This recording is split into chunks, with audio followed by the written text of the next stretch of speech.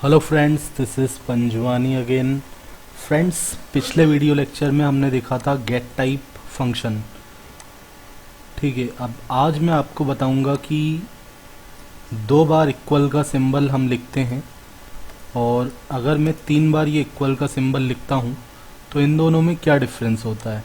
Difference between double equal and single equal. ठीक है, तो इन दोनों में अब ये सिंगल टाइम जो इक्वल का सिंबल लगाते हैं तो ये तो असाइनमेंट ऑपरेटर होता है। ये क्या करता है, वैल्यू असाइन करता है, जो राइट की वैल्यू है वो लेफ्ट में असाइन कर देता है। मतलब 15 चले जाएगा $A के अंदर। ठीक है, चलिए तो अब हम इसको समझते हैं कि दोनों में क्या डिफरेंस है। ठीक है, अब ये दोनों ही क्या होते हैं, कंपैरिजन ऑपरेटर होते हैं, लेकिन दोनों में डिफरेंस ये है कि जो दो बार इक्वल का सिंबल लिखा है ये क्या कंपेयर करता है, ये ओनली वैल्यू को कंपेयर करता है और ये वैल्यू प्लस डेटा टाइप दोनों को कंपेयर करता है। ठीक है, मैं आप कमेंट में मैं लिख भी देता हूँ, double equal compares value only.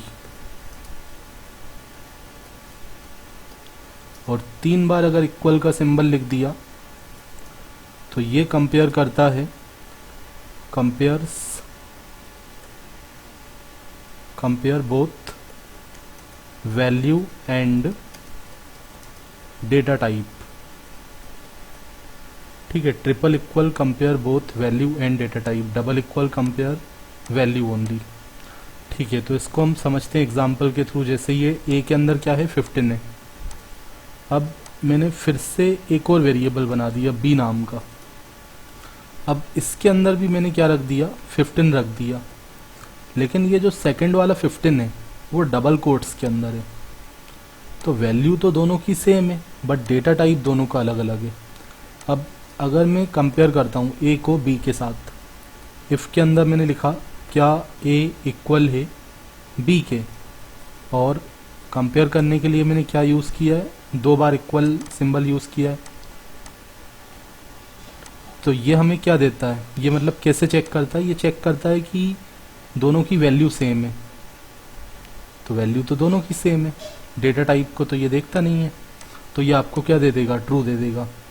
True देगा तो इफ़ वाला ब्लॉक एग्जीक्यूट होगा, इफ़ वाला ब्लॉक एग्जीक्यूट होगा तो मैंने यहाँ पे मैसेज लिख दिया बोथ आर सेम। ठीक है, या फिर सिंपली हमने सेम मैसेज प्रिंट करवा दिया। ठीक है, मैंने लिखा सेम। एल्स, अगर यहाँ पे हमें फॉल्स मिलता है, मतलब ये दोनों अगर इक्वल नहीं है तो एल्स वाला पार्ट चलना चाहिए, एल्स वाला पार्ट एग्जीक्यूट होना चाहिए। और एल्स पार्ट एग्जीक्यूट होगा तो मैंने प्रिंट करवा दिया डिफरेंट। ठीक है, अगर ए की वैल्यू बी के इक्वल है तो आपको यहाँ ट्रू मिलेगा, ट्रू मिलता है तो सेम प्रिंट होगा, और फॉल्स मिलता है तो डिफरेंट प्रिंट होगा। ठीक है, मैंने इसको सेव कर दिया एंड अब मैं इसको रिफ्रेश करता हूँ